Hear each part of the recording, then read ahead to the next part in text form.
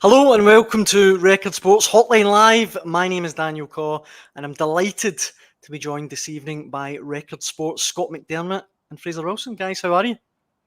Good, Daniel. Very well, Daniel. Good afternoon. How are you doing? It's lovely to see you both, Fraser. It's your first appearance since the Euros. It's good to have you back. Nobody's meant to know that, mate.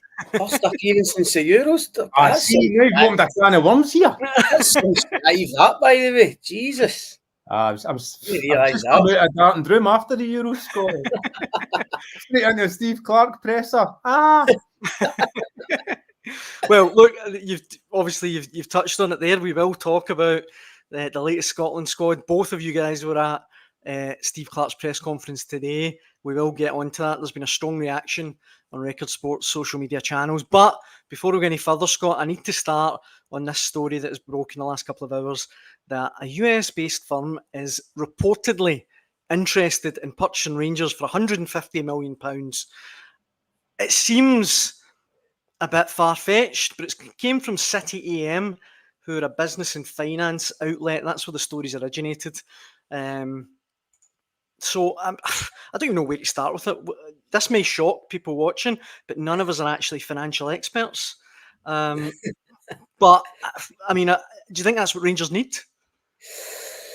Well, I think more importantly, is it what the Rangers board think that Rangers need? I mean, that is the big question now. I mean, that is we were kind of joking about it before we came on air about, you hear these stories and you take them with a pinch of salt. The thought of these American investors coming into any Scottish club, really, as I say, it's a case of, you cannot believe it when you see it. However, I suppose there is a serious point, and that is, if you read that report that's come out for City, it does say that there are certain shareholders now willing to sell their shares, and I think Dave King. I think we can accept that Dave King was previously willing to let his shares go. I think he's around 12-13%. But the big question is probably Douglas Park, previous chairman, obviously, huge Rangers supporter. It's suggesting that he might be willing to sell his shares as well, to give these investors something like around 25% of the club. So the interesting thing for me about that is that if we are to take this seriously, is that from the outside, I think we've all agreed on here at different times that Celtic are Rangers are trailing Celtic on and off the park at the moment. We've spoken about finances this week. We know how much money Celtic have got. They've just banked another 25-30 million for Matt O'Reilly. They could have 40-50 million coming to them through the Champions League.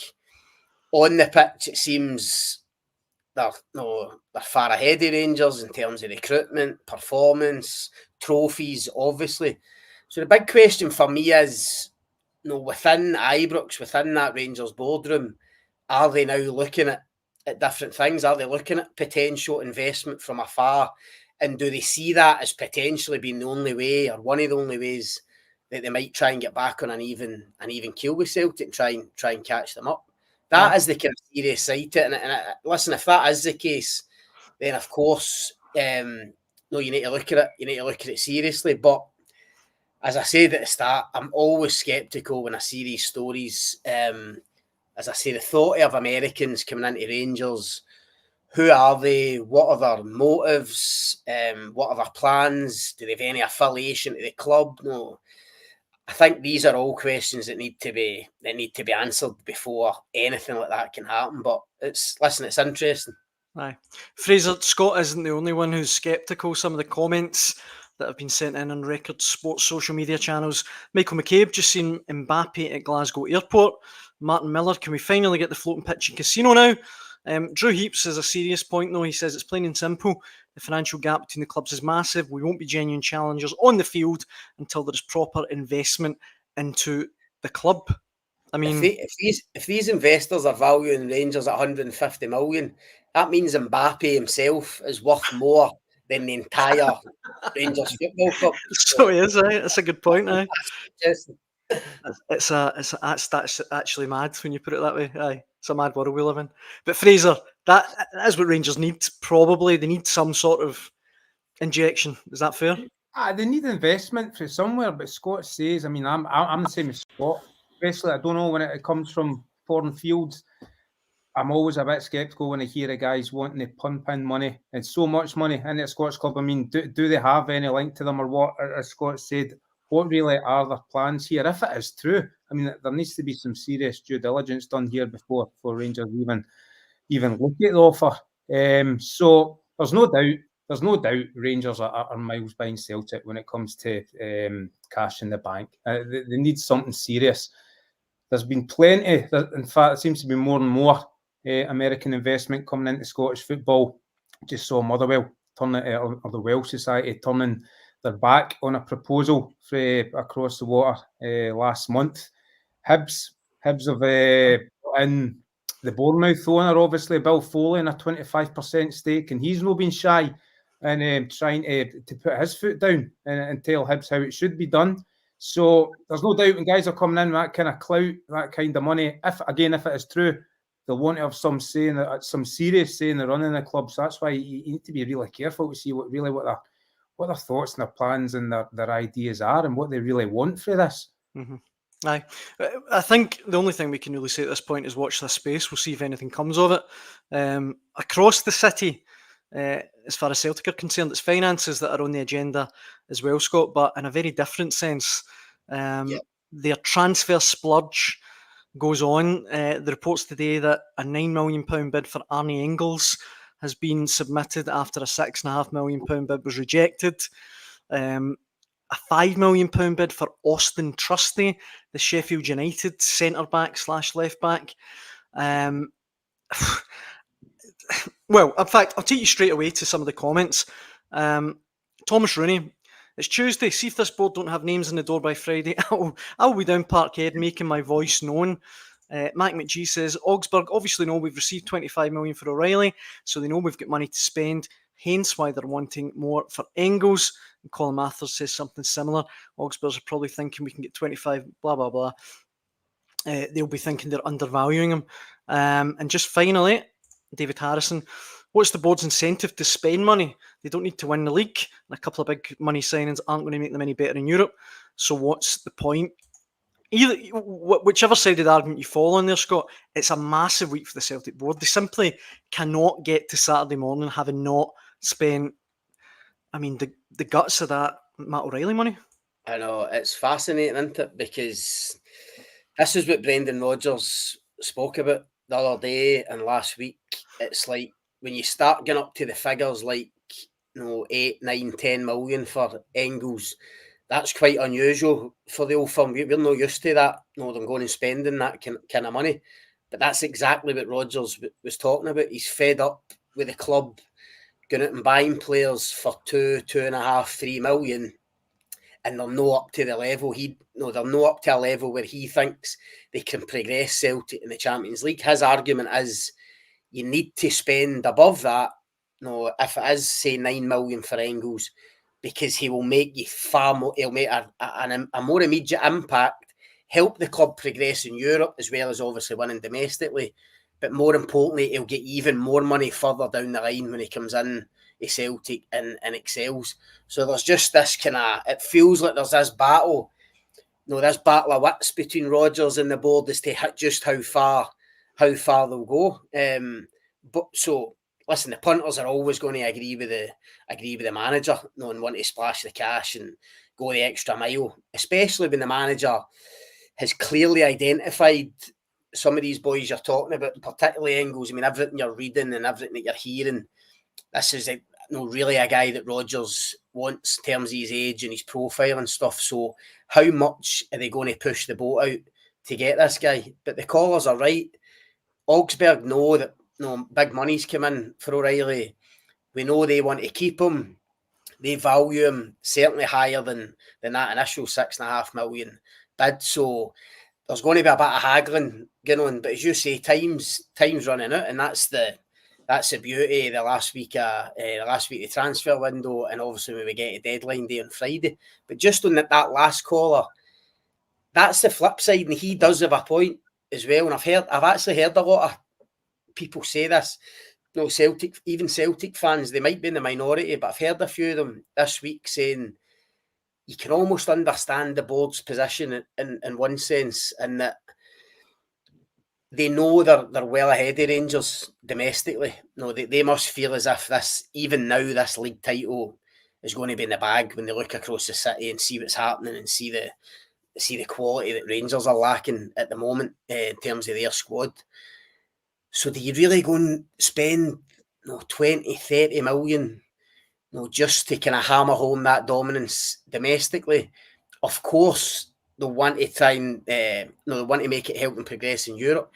But we know what the Champions League's like now. The level of that Champions League, we've seen it the last few years when they've went in. Would a 20 million, 30 million pound investment really make that much difference to Celtic in the Champions League group? Listen, Brendan Rodgers would probably say it would, but I think there are people out there that think, look, let's not be hasty with this cash. That's the other side of the argument. But listen, the majority will agree with the manager.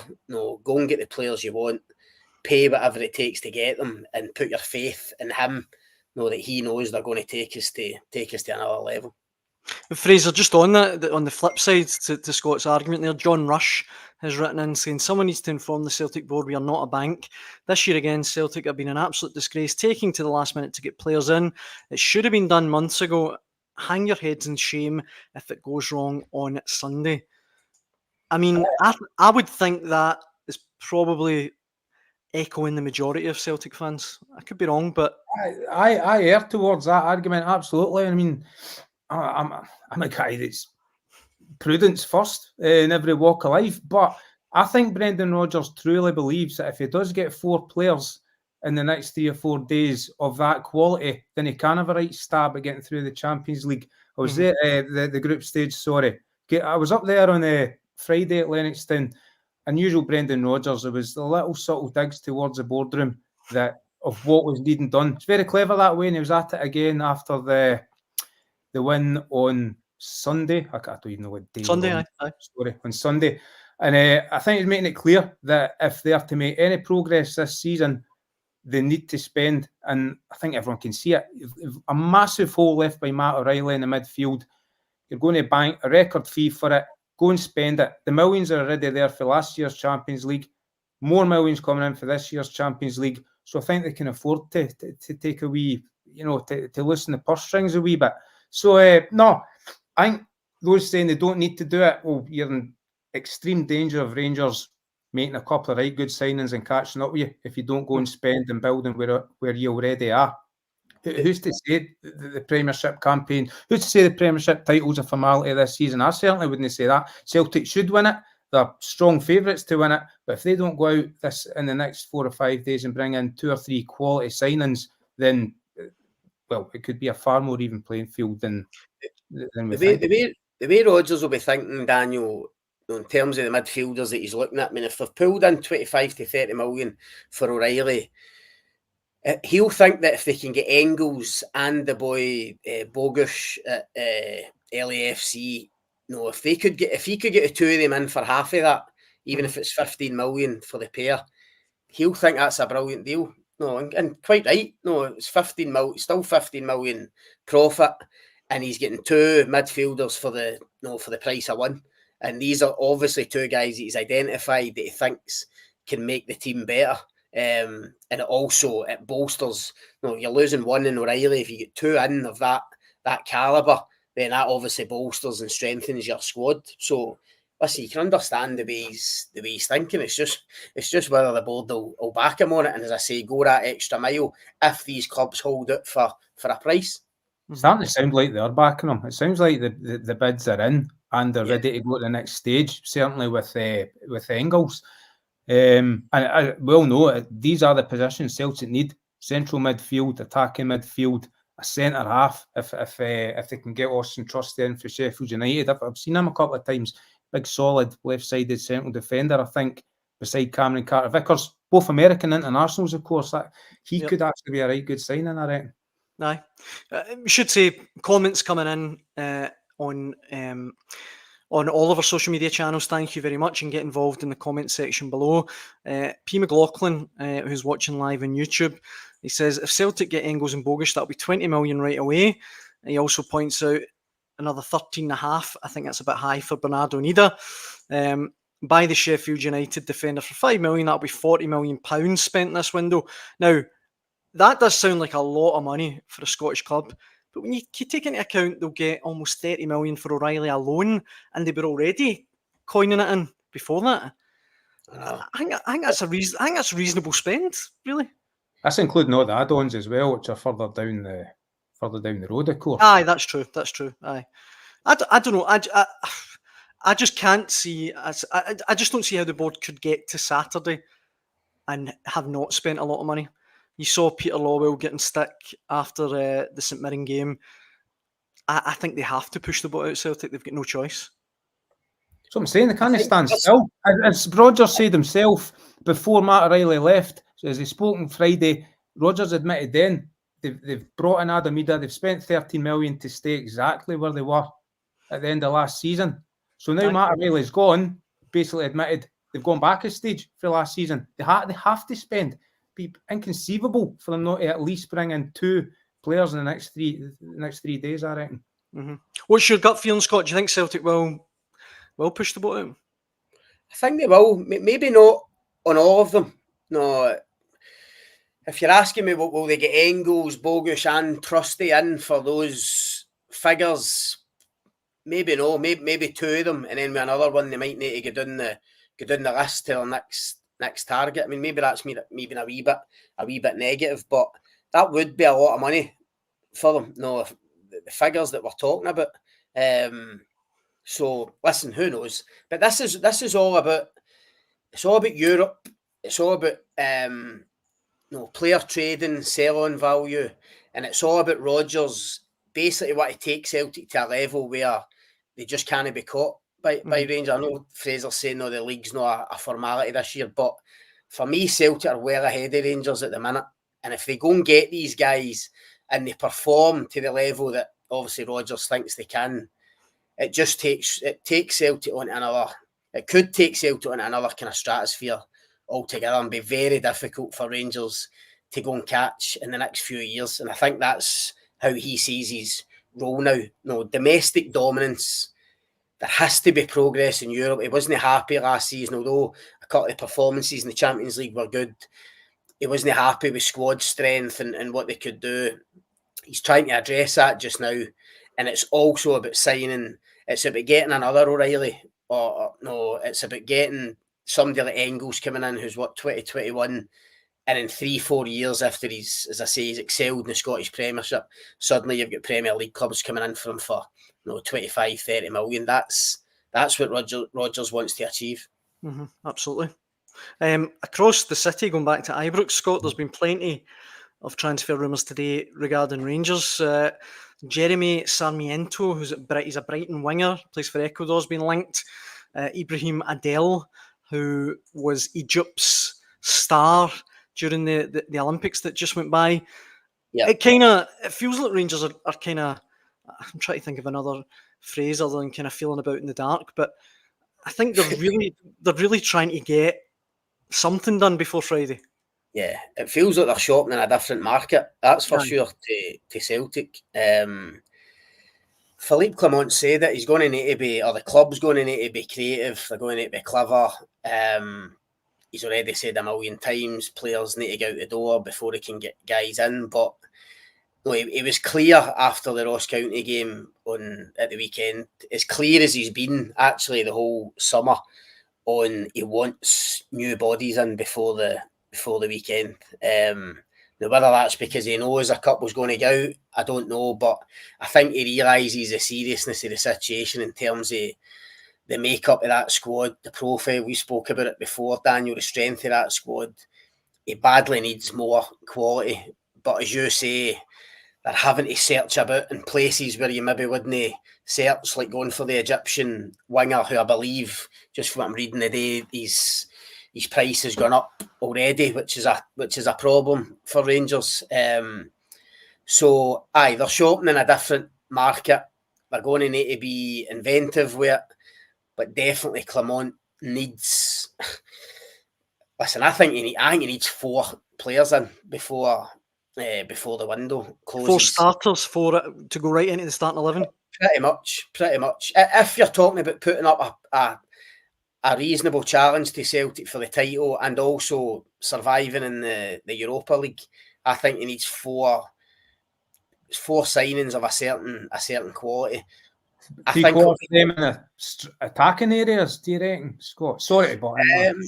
No, I think not necessarily. I think he needs a number 10 for us, because if we're talking about Cantwell going and Hadji going, Tom Lawrence is pretty much the only number 10 he's got for that system. So they need another creative attacking midfielder. If they're going for the Egyptian boy or Sarmiento, that would suggest he wants another winger. I mean, of course you would want as many wide creative players as possible, but I mean, I do think when Cortez comes back and he's obviously got Cherny there already, and he's got guys that can, he's got other guys that can play wide, I don't think there's a necessity. For me, the number 10 is a necessity. I think a number 6 to replace John Lundstrom's an absolute necessity for them. Somebody that can control and dictate games. Whatever you thought of Lundstrom as a player,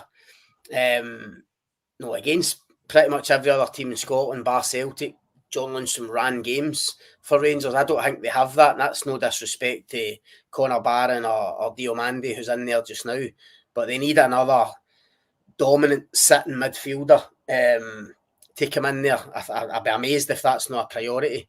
And I would argue they might need another centre-back just with Ben Davies going, because obviously they've got Suter and they've brought Robin Proper in. Balogun is there, but Balogun was signed pretty much as a backup. No, it was a 1 year. He's obviously older. He was seen as maybe a kind of 4th choice. So it'll be interesting to see if they get another centre-back in. But it's going to be a fascinating week, Daniel. I mean, you think about it, we've got the end of the transfer window. We've got the Scotland squad today. We've got the European draws Thursday and Friday. We've got European games Thursday night. I think me and Fraser are going to Tynecastle. It's going to be some week in Scottish football. Absolutely. Absolutely. It certainly won't be boring. I mentioned at the top of the show that you guys were both at the Scotland press conference today. Fraser, how was it? How was Steve Clarke? We all saw that he's unveiled his latest squad for the games against Poland and Portugal. It got quite a strong response on our social media channels.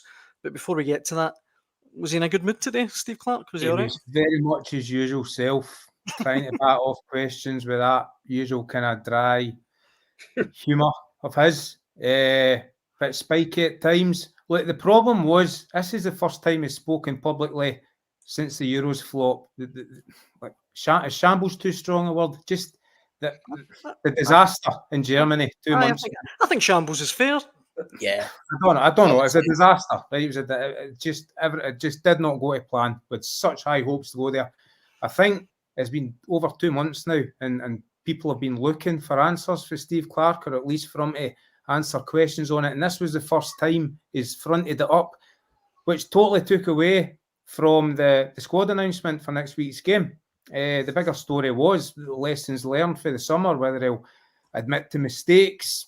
The players were admitting to mistakes. What could have been done better? That's probably what 80% of today's press conference was about. Scott will agree. So I don't know. He's held his hands up to some things. You don't want to get too much away. Most of it's in the paper tomorrow. But the thing is, he's here until the end of the World Cup. He's going nowhere.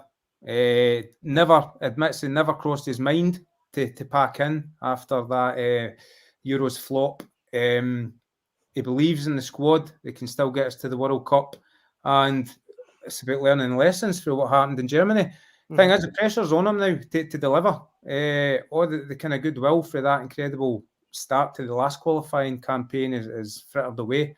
Time to deliver again now, and that's a hell of a strong-looking Nations League group we're going into. So, fingers crossed.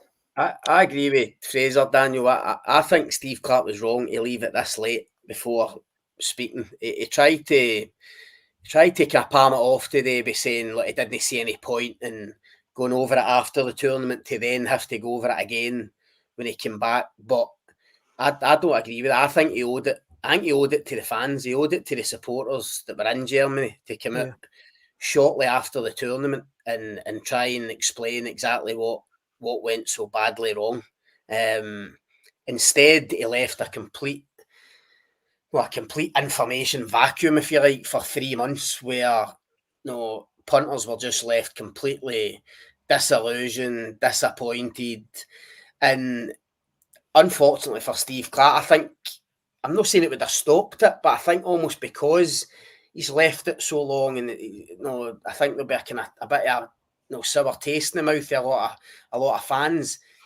I think there's a danger that carries on now into the Nations League campaign. I mean, first game at home to Poland at Hampden, I think I'm right in saying they've already sold most of the tickets because it was done well in advance. But after the debacle in Germany, those punters will turn up next Thursday expecting a reaction, expecting a result, expecting a big performance. And if that doesn't happen right away, I think Steve Clarke will feel it, because I think a lot of punters are really disgruntled with what happened in the summer and the lack of explanation as to why it went that way, why we went into games with that approach.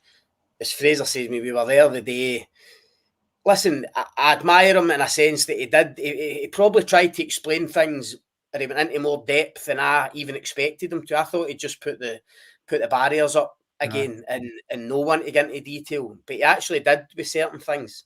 Whether you agree with him, though, that's another matter altogether. But a lot of the things he said were things that I think the ordinary guy in the street could have told you a lot of things. Regretting taking friendlies on against England, France, and Holland back to back. Pretty sure at the time we would have said that wasn't a good idea for Scotland getting into a tournament. And there were other wee things that seemed pretty obvious that I think he could have come out and explained or talked about shortly after the tournament. He didn't. He's left it a long time. As Fraser said, he was kind of grilled on it the day. It took up most of the presser, and I think that will carry on into next week. And if results don't go to plan in a very tough Nations League group, the pressure's really going to build before qualifying for the World Cup even starts. I mean, Steve Clarke's saying today he feels he's earned the right to get into the World Cup qualifying. And you can't disagree with that. The guy got us to two tournaments out of 3 after we'd waited a couple of decades at least to get to one. So of course he's got credit in the bank. The problem for him is if he loses the first 2, 3, 4 games in the Nations League, suddenly Scotland's record's at 1-1 and 16. There'll be major pressure for the media, for supporters, as to whether he should continue into the World Cup qualifying campaign. So it'll be interesting to see what happens. That's already there, that pressure, isn't it? I mean, and the thing is, if there was one team possibly as poor as us in Germany, it maybe was Poland. So home to Poland is probably, it's either the best start he could have hoped for in this Nations League game because it's a very winnable game. But then if we don't go and win it, as you say, Scott, the pressure's ramped right up. I mean, imagine if we're starting with a trip to Portugal next Thursday. We could be if you don't beat Poland at Hampden, or you get beat at Hampden, and 3 days later you need to go to Lisbon and you've got Portugal away. I mean, that's tough, very tough. I mean, he's brought in 2 or 3 new players to the squad, a couple of younger players. I mean, what a baptism that will be for them, for the likes of Doak or Max Johnson or whatever coming in to these high pressure games. I know it's only the Nations League, but because of what happened in the summer, because we've fought so hard to get to this, this top tier of the Nations League, as you say, Fraser, fans will turn up expecting us to go and beat Poland on Thursday. And if it doesn't happen, he's under major P. Well, let me come in with a couple of the comments that have been sent in regarding Clarke. And Fraser, I know by no means is social media the be-all and end-all, but this is a pretty fair reflection of some of the comments we got. John Neal, Clarke should have been sacked, bring someone else on board, fresh ideas, he had his chance. Nick Doran, look, I know Clarke got us to 2 tournaments, however, a performance and inability to change tactics has to be called into question. Trevor Phillips, great, another campaign of boring, unadventurous, snooze-filled football. No point in qualifying if we're going to play like we did in Germany. It's embarrassing. Just one on the other, there was one comment pro Clarke that I found from David Shaler. That's John Carver. He says, I'm glad he's staying unlike others. I've got numerous criticisms of his style and starting selections, but come on, folks, we beat Spain and we're unlucky against them in the away game. I think you said it, Scott. He's under pressure, serious pressure already. He knows it. No, there's the qualifying campaign was brilliant. Nobody's taken that away from you. Steve Clarke, I mean, some of those results were incredible. It's probably exceeded all our expectations, but we've now went to the last 2 tournaments and haven't turned up for any of them. And this one in Germany was the one where things were meant to be different. All the chat before it from the staff and players was about how they'd learned their lessons for Euro 2020, and it was going to be better. We were going to attack the tournament because we had the players to do so. We'd showed that in qualifying by beating Spain and beating Norway, but it didn't happen. No, I've said it before on here. We were the only team. No, we qualified for the tournament but didn't take part in it. We were the only team that didn't take part in the tournament. I think statistically, we were the worst team at the Euros. I mean, there's just shots and target.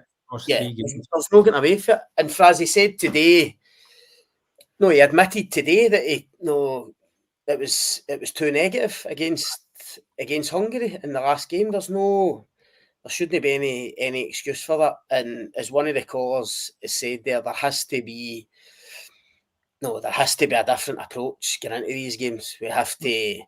Listen, we all understand we're Scotland. There's got to be a defensive structure. We need to be solid. We need to be hard to beat. We get that. But we need to have some shots on target. We need to get some crosses in. None of that happened at the Euro. So do you know what, Scott? The players need to take their share of the blame as well, because Clarke shielded them for their failings in Germany. I'll hold my hands up when I saw the starting line up against Hungary. I thought, all right, okay, let's go at them. And for some reason, I think Clarke admitted himself today, partly game plan, but partly on the players as well. It's up to them to take the game to Hungary. Hungary are happy sitting in their own 18-yard line. I remember umpteen opportunities to get the ball in the box, and either the ball wasn't good enough or they took the wrong option. That's on the players. So Steve Clarke can't take all the blame for this. We had good players, better players than what our performances showed in Germany. And I just think the players need to take a massive portion of the blame as well and come back strongly in this Nations League campaign. Time is against us a wee bit, guys, but before we wrap up, I want to actually just mention the squad itself, because I don't know about you guys, I was a wee bit surprised. I was delighted to see Ryan Gold in. I think it's crazy that he's 28 and still doesn't have a senior cap. That just is unfathomable to me. But Connor Barron, did he surprise you that maybe he wasn't in? And as well, Fraser, we've talked about Craig Gordon before. I was a bit gutted not to see Craig Gordon in again. Been playing for Hearts. I saw him in the Posen game last week pulling off a great save. For me, he saved with his forehead on Sunday. That got me right out of my seat. I was at the game. That got me right out of my seat. That was incredible, that save. Well, I would still. Our colleagues are saying, does that go down as a save because it hit him in the head? All right, no, it doesn't then. No, anything. He's still one of the best 3 keepers at absolute worst, surely. I don't know. Hearts are still shipping goals, and I'm not saying it's Craig Gordon's fault. I think even me, it's time to draw a line and move on now. Robbie McCrory is getting regular game time. Angus Gunn is a recognised number 1, and I'm happy with that. Craig Gordon's coming 42. Am I right in that? 41? He's 41 now, aye. He's coming 42 in Hogmanay. I don't know. It's not like Buffon at Italy, who could just go on and make bottles of wine and pull saves off left, right, and centre. I don't know. There comes a time you've got to draw a line, and maybe 75 caps, that farewell against Finland. You know, we do have decent young goalies coming through. Robbie McCrory, I still believe, given a full season at Kilmarnock, could be a future Scotland goalkeeper. Angus Gunn's still at a good age. Xander Clarke, I'm very happy with as a Scotland squad goalkeeper. So, I wasn't overly surprised by that. I think, sad as it is to admit, if injuries robbed him of 100 caps, I'll say that for Gordon. But what an unbelievable story, and it's still got a few chapters to go with Hearts as well. I hope so. I was slightly surprised with Barron, Daniel. I thought one of the Dundee boys might have got in as well, either Luke McCowan or Lyle Cameron. But see, just on that, Scott, Simon Murray. Look, I know he's 32 now. I get maybe the ship sailed. He scored 23 goals and 46 last season. He's got 6 goals in 7 games this season. I watched him against Hibs at the weekend. I thought his movement was brilliant. He hounded the defence.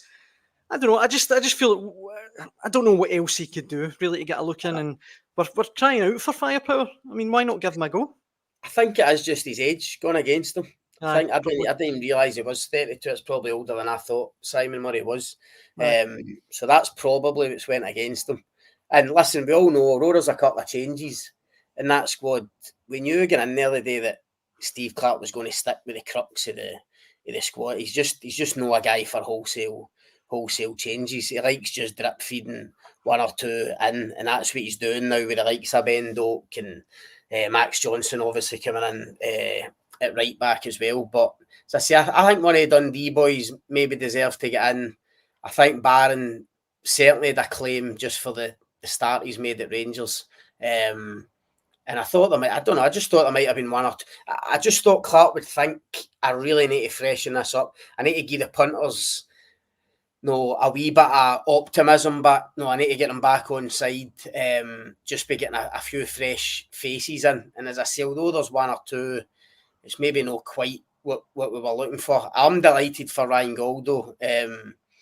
As you say, I mean, 28, not even a cap yet, just seems ridiculous. Madness. At the same tone, almost seems bizarre that he's getting in now, because it feels like for years we've been crying out and asking why he wasn't involved before now. But listen, he's in there. I've spoke to Ryan Gold loads of times, interviewed him loads of times. He's a great boy, terrific player. He'll be a really good addition to the squad. If he can get over his jet lag next week when he arrives for Vancouver or Texas or wherever it is he's coming for. I just hope he gets a game. We want to see him play. I hope he gets minutes at least. Same goes for Johnson and Doak. I mean, it's nothing against Anthony Ralston, but he was obviously the backup, came in as right back at the Euros, didn't have a great tournament like every other player. I really hope Max Johnson gets a chance, because I genuinely think Johnson's. I think he could be better than Ralston, obviously in a few years' time. I think we think of Patterson and Hickey. I think Johnson's the one that you want to see coming up behind him in that position. And Doak's just exciting. I know he needs to go and play minutes at club level, but he's got electric pace, and it was such a shame that he had to pull out of the Euro squad, because I think we all spoke about how he might be our kind of wild card, our kind of joker. But in saying that, if he'd have went, Steve Clarke probably wouldn't have put him on anyway. So, Fraser, I need to finish tonight's Hotline Live with this comment. Well, actually, before I do, I said it was your first appearance since the Euros, but it appears in the comment section you've gone down a storm. Timothy McNary here saying, Fraser, you're a handsome rascal, lad. So there you go. I think I know who that is, and his name is not Timothy McNary. I thought you might know that. And this one as well from Brown Warrior saying, does Eddie Van Halen know his favourite guitar has been turned into a gaming chair? I think that's reference to your lanyards behind you there, Fraser. It's not even my chair. Neither one was. Listen, one appearance and he's getting fan mail already. I'm here nearly every night. I know. If we could get some fan mail in for Scott for tomorrow, that'd be great, guys. Exactly. That brings us to the end of tonight's Hotline Live. If you're watching at home and you sent in a comment, thank you very much. We'll be back again to do it at 6 o'clock tomorrow. Fraser, Scott, it was always a pleasure. Cheers, Daniel. Thank you to Timothy McNally. Cheers. And cheers, guys. Thanks for watching.